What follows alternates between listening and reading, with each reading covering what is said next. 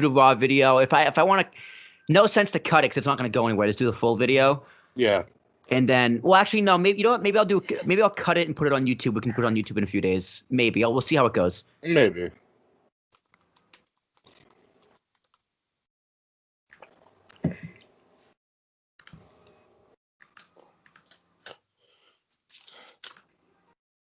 All right.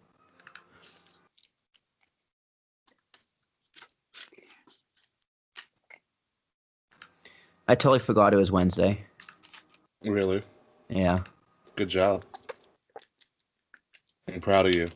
Don't forget, he's been playing the video game ever since he got home last night. Yeah, No, doesn't mean you forget it's Wednesday. You know it's Tuesday when the game came out. I stopped at like 1:30 and then went to bed. I watched the 24 on WrestleMania. Oh, you watched Brock be a dick? Yeah, Brock was just a didn't watch that douchebag. yet. I thought we were going to be on it for some reason, and I was like, no, we're not there. Yeah, I was looking for us. I really was. You know what it was? It made me feel like, we should have just lived on Bourbon Street for a whole 4 days we were there. Yeah, I paused it to Elias' video looking for us again, and it was the angle that we were standing, but I couldn't see us. In the like extended video that they have on YouTube, and I think on the network, you see me at least next to Noelle Foley. Yeah, but no, you were that's further all to the side. I was next to Noelle Foley. You were further to the other angle. Yeah, but it doesn't catch you because Noelle's like 6 feet tall. I know. So it catches. So it looks like it's me standing next to Noelle Foley. So it works out. All right, I'm good to go. Me too. Nick, you got the card pulled up? No, not at all. I pretty much know all the matches. Okay, yeah, it's only 5 of them, so. Yeah. Where's my cancer thing? Okay. I am rewarding. I'm rewarding too. Rewarding. Okay. 3, 2, 1. All right. Let me mute my TV.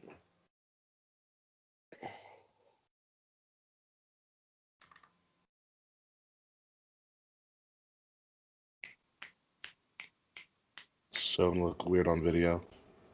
Yep. Goofball.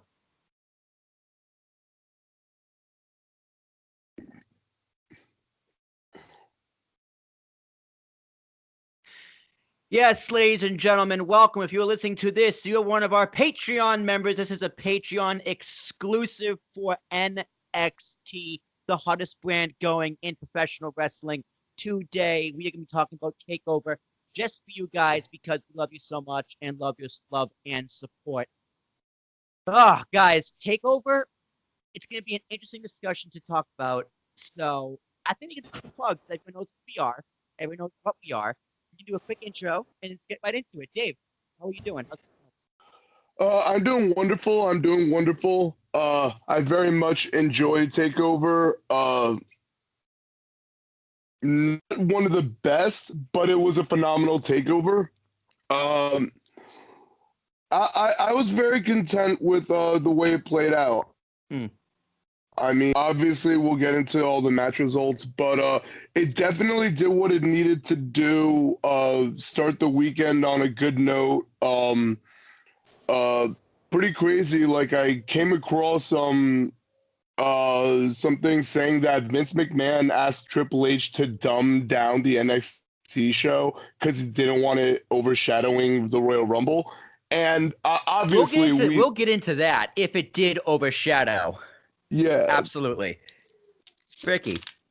Yeah, your initial thoughts. So much for us for our short intros and everything. I feel like David sometimes it's in one ear out the other. You know, it's all good. We'll just do initial thoughts. TakeOver Phoenix initially, it's King Ricky, folks. TakeOver Phoenix initially wasn't built as a very historic card. It was a good card with one monumental match that will be talked about for years and years to come. War Raiders, right? No. It was that Cassius Ohno stomping on his foot. Or eating his foot. Or eating his foot. Yeah, he took a bite out of his foot. I hope yes. If it was my foot, he'd be in the hospital. My feet are disgusting. But so the first match was the tag belts, team. which David's gonna be saying this a lot, but you had the one up on me and Ricky over here. I did not see this. I'm gonna say just twice. I was wrong twice on this card, and I'm happy I was wrong because it didn't have the result I expected, but it was a good thing. War Raiders got over as fuck in this match. These two teams beat the hell out of each other, and Kyle O'Reilly should get called up this so he can take a beating. It was a very physical match. I mean, I'm also more acquainted with War Raiders than the typical WWE fan because I caught them in New Japan and Ring of Honor. They're a very talented tag team, and those two guys have no business being able to do half of the things they do as big as they are. But obviously ever since their debut, Undisputed Era has pretty much run the gold. They've always been in the conversations regarding gold. The addition of Roddy Strong, but like I personally felt that they were stagnating with the gold and that they needed to lose it. And they need to lose it in order to take that next step, whether that next step is to the main roster or whether that next step is Adam Cole to the NXT championship picture. But overall, I was very happy. Yeah, I thought it was a good surprise. It gives me hope that one day I can do a cartwheel as well. Me like too. one day. Yeah, like I was like, dreams do come true sometimes. Yeah, he's a big boy moving rather huge. fast. It was pretty cool to see their entrance. I was like, what the fuck is going on? And I was like, it's a tag team title. It's the Viking entrance, which is pretty cool. Even cooler, WWE Performance Center did a little short video about that entrance on YouTube. And it was Hanson and Rose family and friends. Also, one of the Vikings was Sarah Logan. Yep. When I was like looking at them making like the walkway for the War Raiders to walk through, I scoped her braids, her dreads. Yeah, that's what they're called.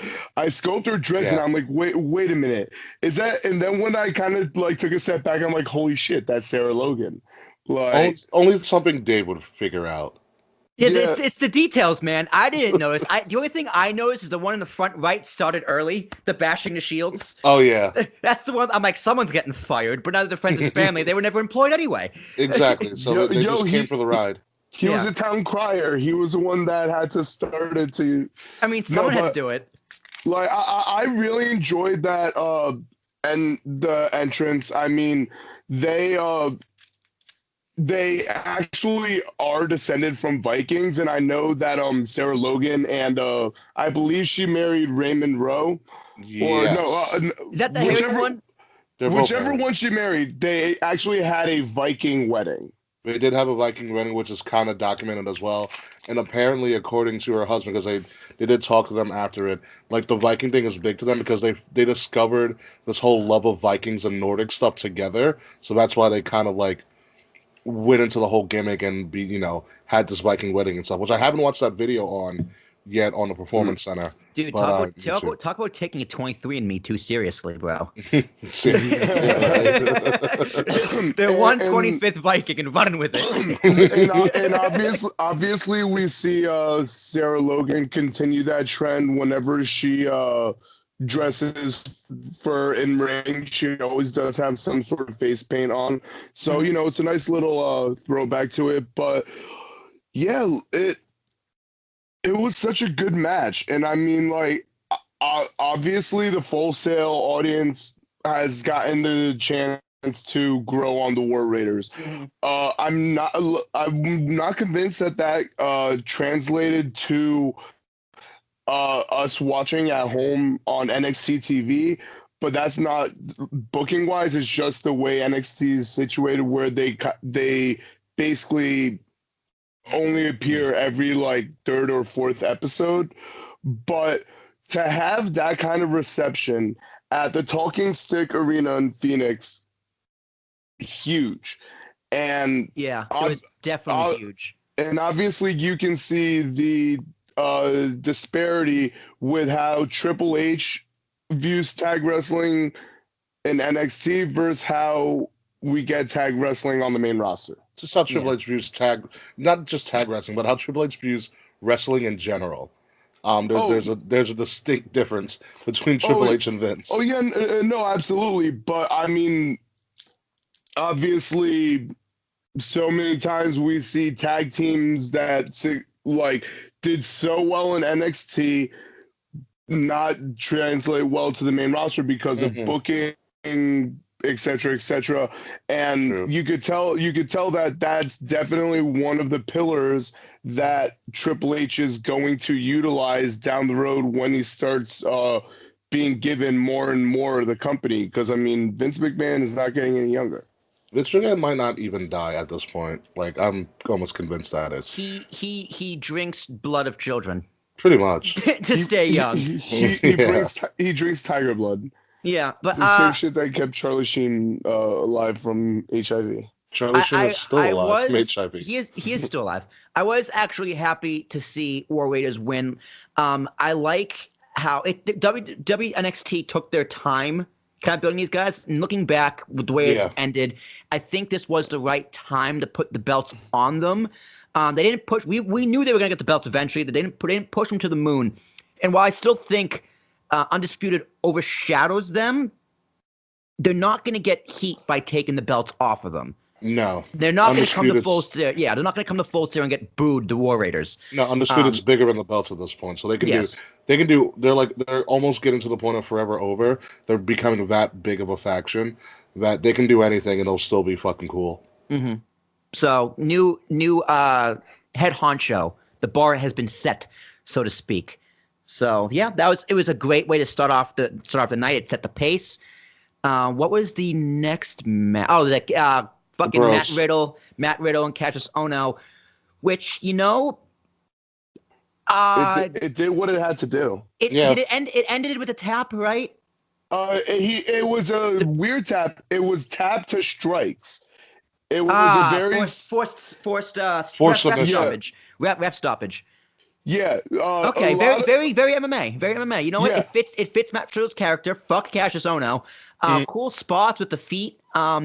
Gross I thought Cassius had to get his heat. It's kind of same thing, like Matt Riddle's very good in the ring. Like I said last week, I have no problem with his in-ring work. Let's kind of just see where he goes from here as a character as he progresses. Yeah. They're making him a big deal, so they have a lot of faith in Riddle. I mean, he's a big deal.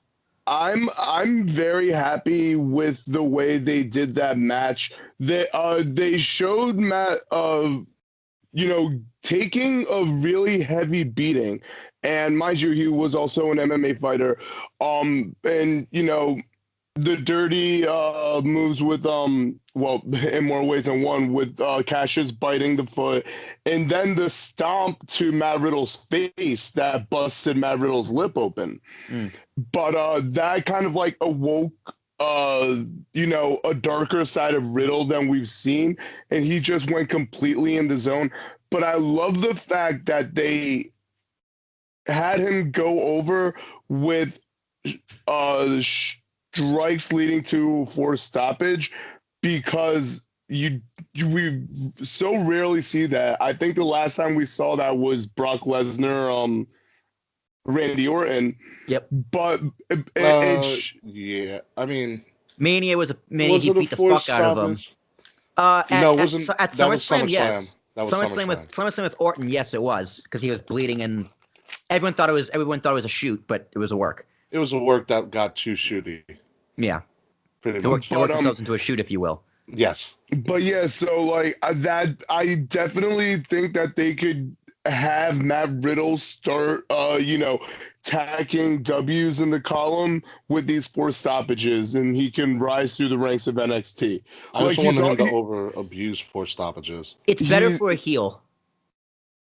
Yeah. Well, I mean, who knows? That was the first time we saw Matt really stop taking it and get that almost red in the eyes, just like kind of crazy.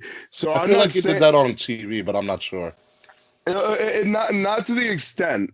Not to the extent like what we've seen on TV is just him getting like, and match emotions, but this it was a step further, and I think it's really good for his character.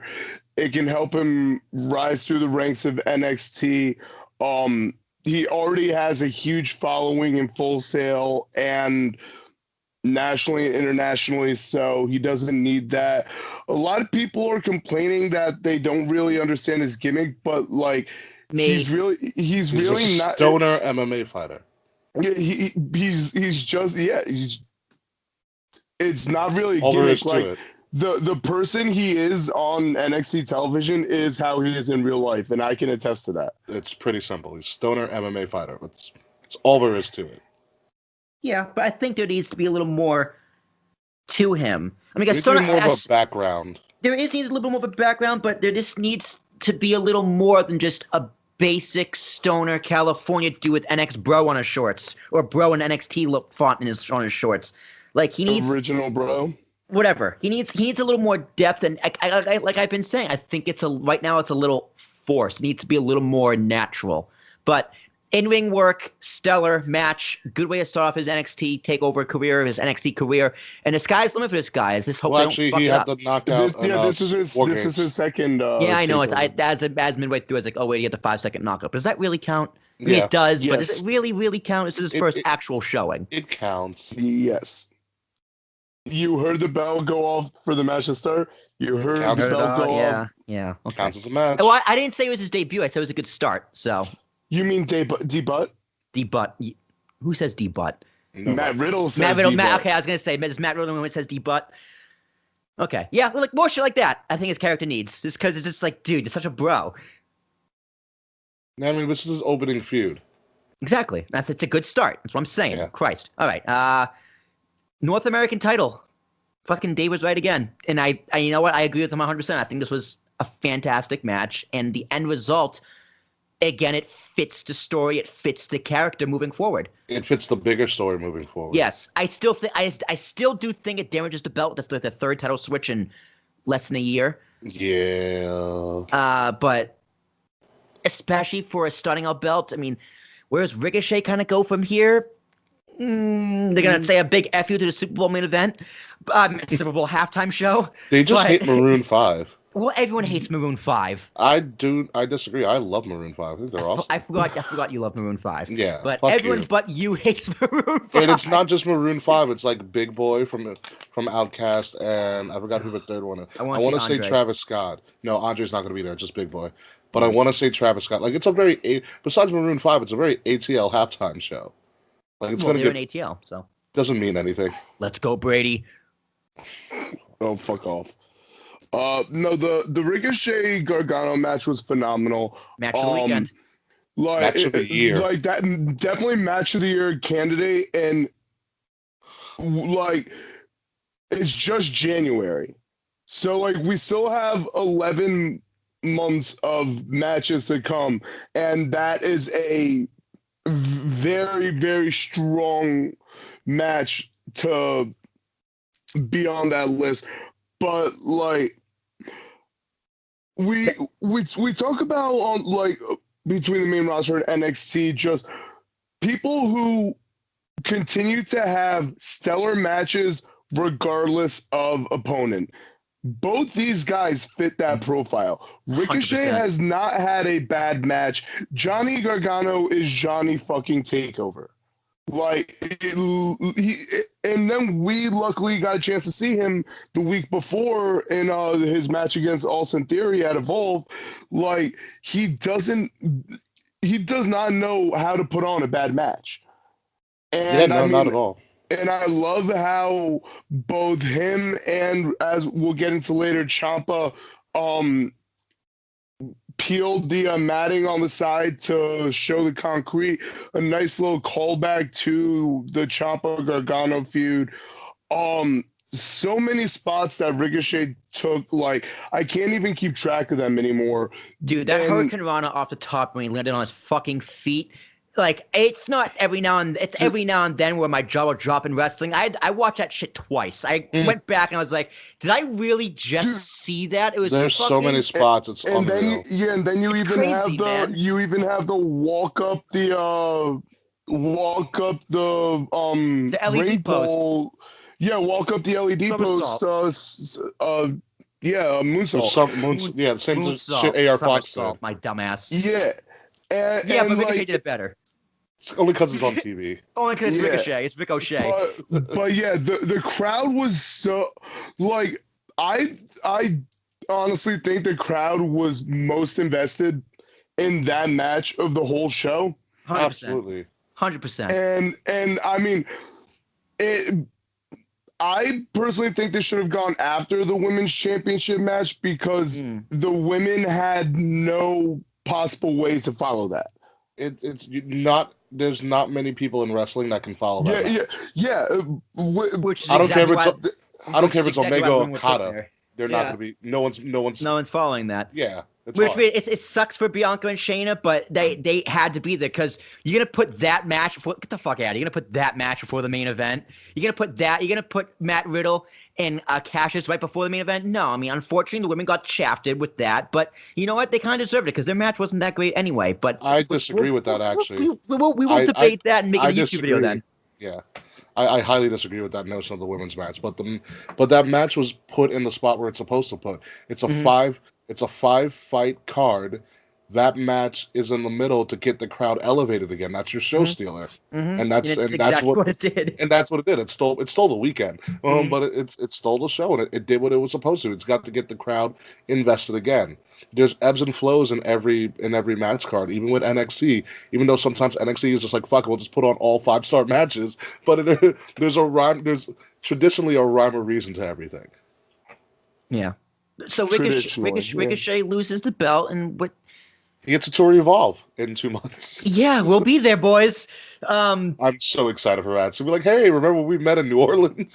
Yeah, right. I saw you dance, boy. Has that actually been announced? For all the Patreon chat, Dave. Yeah, come on, Dave. Seriously. I had court this morning. I finished my program today, so I have no idea what's going on. I don't know. You were in the war chat, Dave. And it was was like 3 days ago. Yeah, come on. No, it was yesterday. It was yesterday. Wade posted it. Yeah, I was at work. I was like, fuck! Yesterday, the only thing I did was play Kingdom Hearts 3 and watch SmackDown. So you were also on the war. So you have no excuses. Yeah, seriously. But okay, Ricochet, I guess he gets called up. I mean, what else can he do in NXT? And let's go for that main belt. They're not gonna let Ricochet go probably till not even number. He can get fast tracked. But I see him main eventing Brooklyn in some way, shape, or form. Potentially. See, I don't know. This is why I love NXT because everything I think that's going to happen in NXT, it's usually the opposite happens. Yeah. NXT, when it comes to prediction cards, that's why we lost Nate. Lost to Nate because I fucked up NXT. Yeah, you did. It's hard to. What are you going to do with him? Because you have this Gargano and Ciampa thing that obviously isn't done after 3 years of the best feud in wrestling. Yep. But it's not done, so they got to be settled. And now there's belts involved. And there's 2 belts involved now. Now, what do you do with all of your other stellar talent? What do you do with Velveteen Dream? What do you do with Aleister Black? What do you do with Ricochet? What do you do with Adam Cole and the Undisputed Era? Something's got to give. Well, I mean, one of the things that we do have going on, the When Worlds Collide tournament, the winner that has a championship shot of their choice. So look out, R-Truth. It isn't belt specific. We don't know who's won that. So potentially the next set of the tapings, we could see a feud develop for one of those for potentially the NXT or the North American. But I'm not convinced that the Gargano Ciampa match is going to be at Brooklyn. That would, in my opinion, in my business opinion, that would be a horrible move if they didn't do that in Brooklyn. As a fan, it would hurt. It would break my heart if they didn't do it in Brooklyn. Yeah. Because if it's anywhere else, I'm not gonna be able to see it. On the biggest weekend of a year in wrestling, and you don't have the biggest feud of the last 3 years in wrestling on a show of that magnitude, like the entire wrestling world is descending upon New York City that entire week and weekend. You have to have that. If they do it, well, one, they can't unify them. That would make zero sense. No, it's got to be winner take all. Or non-title match. I would no. They could do my dick is bigger than your dick match. It's like which belt is better. It's either gonna be that or it's gonna be that. I wouldn't do it either, but they could. It's gonna be that or winner take all. This reminds me very much of Hogan Savage. Mega Powers. With Mega Powers with the IC and WWE belts. Yeah. So was that WrestleMania 6? I actually wasn't that. No, it was Warrior Hogan. It was fuck you right. It's Warrior Hogan. Mega Powers is different, but Warrior Hogan. Yeah, it was Warrior Hogan. So it's kind of reminiscent of that 30 years later. I would personally like winner take all. I think that's the match of the fucking decade. to be honest. Well, I mean, if you do winner take all, barring a dusty finish, and we all know how much I love my namesake, one of the two becomes a first NXT Grand Slam champion. I mean, Triple Crown champion. I would say there is no such thing as a Grand Slam. Yeah, which would be cool. And I think the shade that the North American belt just got by losing a third change in that's the year, I think gets it right back by reclaiming that NXT title as well. Because Gargano has to win this feud. Then again, it's in his character to lose. So who the fuck knows? I don't know. It's so hard to predict what they're gonna do in less than 3 months from now, 3 months from now. 67 days. 67. Yeah, it's 67 days from the date of this. We're recording this. Is 67 to Mania or to NXT? No, to Mania, dude. So day minus the day is 66. Or 65 is on Friday. It's on Friday. So yeah, like 65. My favorite number, by the way. Yeah. Oh my god. 65. It's my favorite number. It's weird. I just started Bullfit too, so I'm trying to slim down. Bullfit. Yeah. I mean, you're Keith Lee, but you gotta get your ass in that card. I gotta get the chin strap and everything. So I can beat him. So this unpredictability in NXT is why it's the best brand going today. But Ricky, we and you are gonna differ on this women's match. Sure.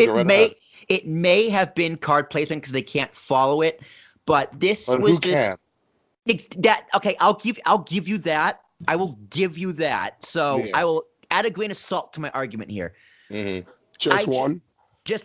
I don't think Bianca Belair delivered it. She had her moments, but the match itself was very underwhelming. And it's a match I've seen 100 times before. Like, Shayna gets the heat, it gets back, the minions come in, and she gets screwed, and she fights out of the choke and gets choked out. And she passes out. How many bitches have passed out this goddamn The only time the minions have actually, not the minions, Marina Shafir and Jessamine Duke have actually interfered in the championship match of hers is the one in Evolution against Kairi Sane. So this and also, remember when I was like, I wasn't sold on Kairi Sane until NXT Brooklyn 4? I'm sold on Bianca Belair now. She won in a losing effort. She has merch now, so she does something merch right. now. The push is real. If you think about it, how many people have successfully gotten out of the fucking the chokehold from Shayna Baszler?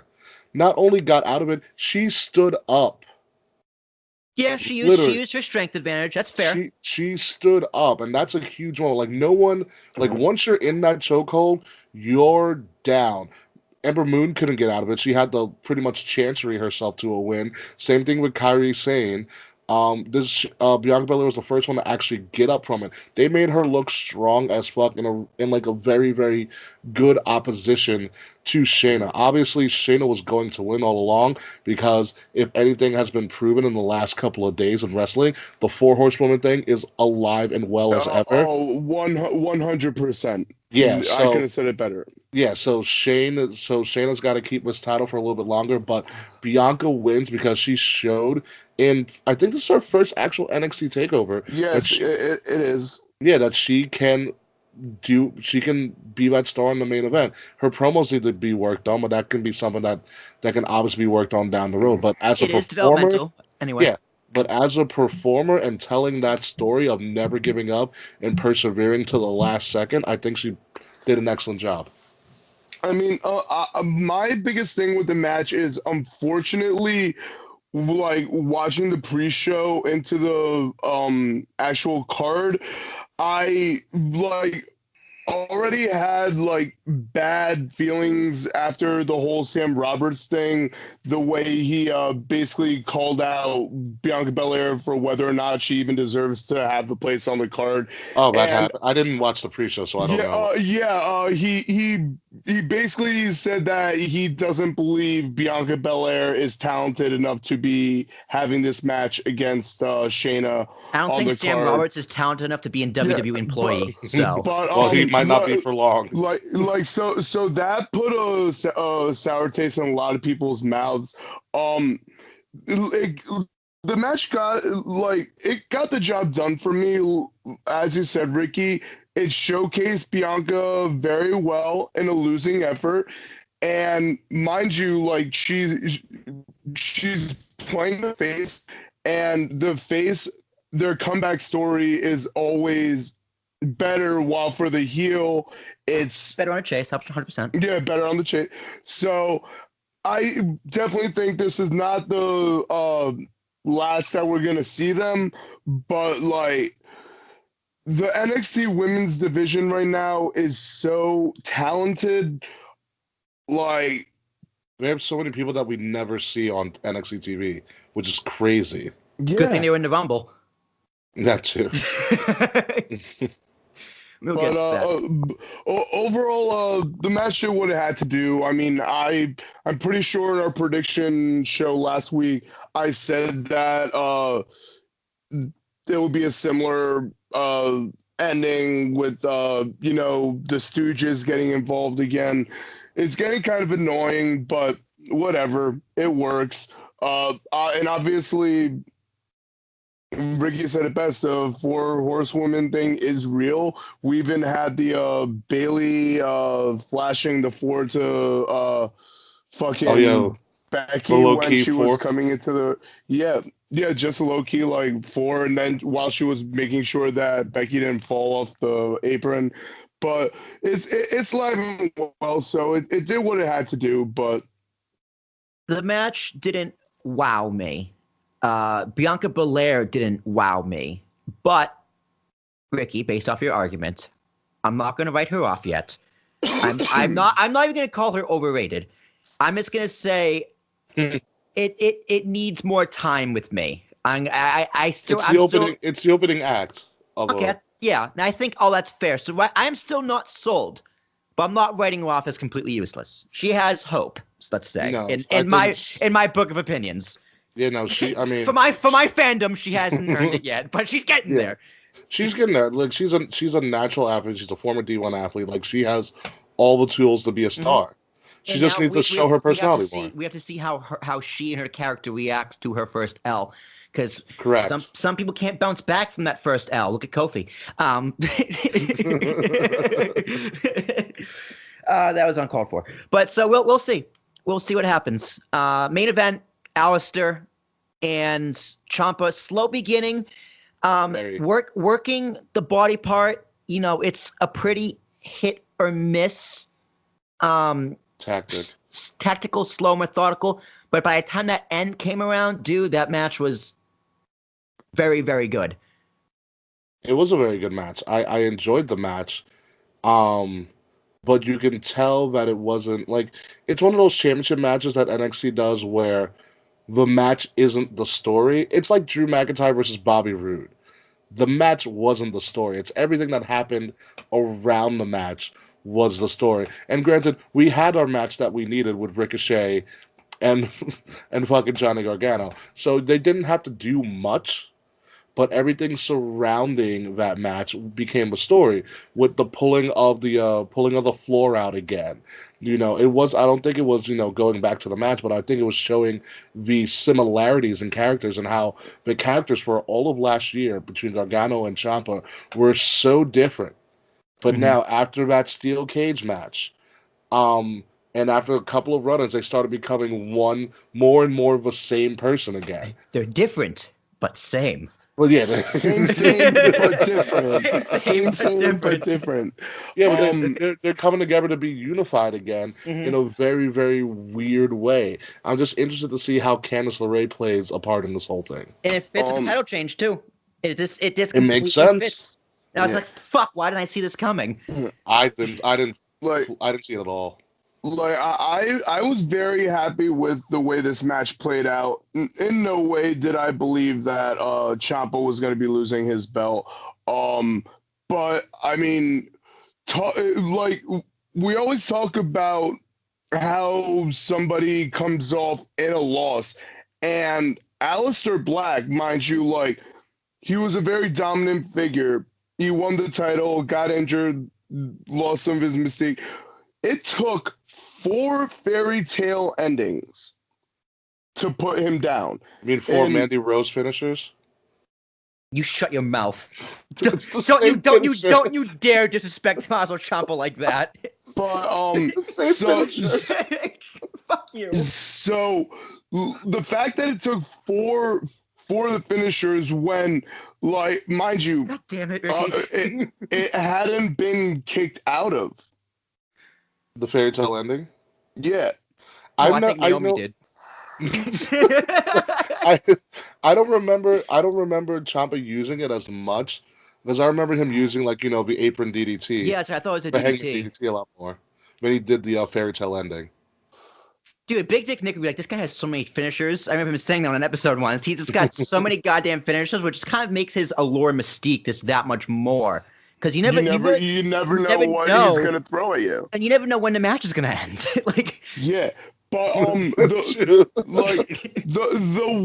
one time I'm really pissed off with that after the match, the fact that they cut the feed instead of getting the brawl that happened between between Ricochet, Velveteen, Aleister versus Cole, Ciampa, and Gargano. That should have been on TV. No, it shouldn't have. Because all that does is set up a halftime show rivalry. Like that's all it sets up. This is like after that's done after the Super Bowl, it's not like it's progressing TV forward. The story is still Ciampa and Gargano, and that closing I'm not convinced about that. I'm not convinced about that. I feel we're gonna get feuds within that 6 moving forward on NXT TV. I don't think so. It's possible. It's totally possible. But I think that 6-person brawl, it wasn't necessary on the pay-per-view. It's perfectly fine as a Nick.com exclusive. They're gonna show it to you 6 times anyway. Yeah. So you use Velveteen for one shot in the crowd and walking into the show with the Brazzers Young Lions. I was so happy. Retarded. It's the Ho Train. Call it all right. It's the Ho Train. I was so happy. I will never call the girls he was with Ho Train. I don't want to liken him to the Godfather and pigeonhole him in that. That's why I'm calling them the Brazzers Young Lions. That's more derogatory than calling them the Ho Train. I don't know about that one. I mean, Ho Train fits in wrestling. It's in the wrestling dictionary. It's in the handbook. Yeah, I don't know. The only thing it didn't really shape up with was that you didn't get that, like, Velveteen Dream was in the crowd and it was like, for what? And like that may have explained it, but then again, this also was a takeover that didn't feature Adam Cole either. Yeah. It was a weird takeover. Like, you usually have your top stars, but 2 of your biggest stars weren't even focused on this takeover. Which I think is fine because they needed to make another star in Matt Riddle. Yeah, it's fine. And arguably Bianca Belair. Yeah. So share the spotlight, man. There's only 5 matches, so there's only so much you can do. Yeah, a two and a half hour card, which is just about the length of the Rumble pre-show. So Yeah. it was great. And if you look on the WWE Network now, the WrestleMania pre-show has started. So Yeah, right. we'll get into all of that. But guys, crown this takeover. Simultaneous. All right, fine. I'll crown this takeover. I'm gonna give it a 7.5, which I think is what I predicted last week, or said I was my hope for last week. I might give it an 8, but I'm gonna go a 7.5. It wasn't. It was a one match card with great storytelling around it, which isn't a bad thing. I don't think 7.5 is a bad rating by any stretch of the imagination. I just expected a tiny bit more. I expect a little bit more too, because TakeOver usually surprises us. Mm-hmm. But it had the one TakeOver holy shit match, and then a lot of very good quality matches with probably better storytelling more so than good wrestling on a lot of them. So I'm gonna give it an 8. It's still a very good card, Fair. but it's not the wow, holy shit, you got to see this, except for one match. I'll also give it an 8. Like other than like what I perceived as the lull with the women's match, which, as we've stated, there was gonna be a lull there, whatever match you put there.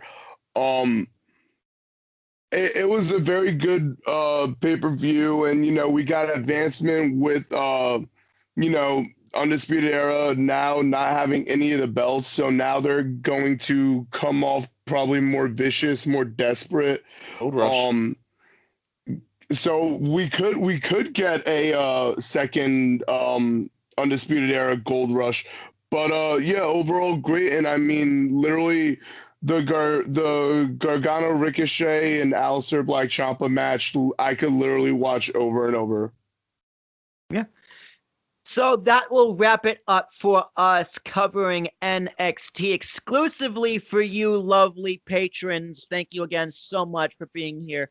The full breakdown of Royal Rumble, Raw, and SmackDown will be here just before you know it. Or it'll probably post at the exact same time. God, more than likely. So at least the videos will be. Yep, that's Dave. That's Ricky. I'm Will. Guys, thank you very much for your continued support, and we'll see you next time. Peace. I'm gonna export. Actually, I'm gonna save that. I don't need to export. Okay, I'm saving now. Now I'm gonna export.